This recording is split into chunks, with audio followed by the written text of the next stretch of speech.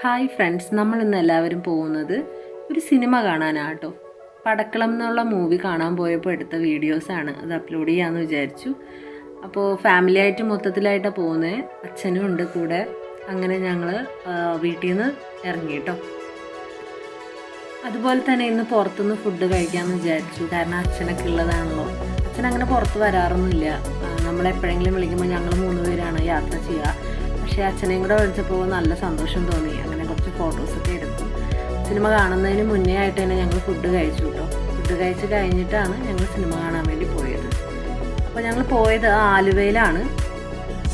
ആലുവയിലുള്ള മാതാ തിയേറ്ററിലാണ് ഞാൻ പോയത്. അപ്പോൾ ഞങ്ങൾ ഇനിയിപ്പോൾ ടിക്കറ്റ് ഓൾറെഡി എടുത്തിട്ടുണ്ടായിരുന്നു.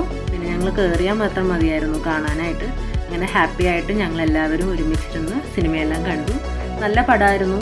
എല്ലാവരും പോയി കാണുക. സൂപ്പർ പടമാണ്. അപ്പോൾ ബൈ ഗൈസ്.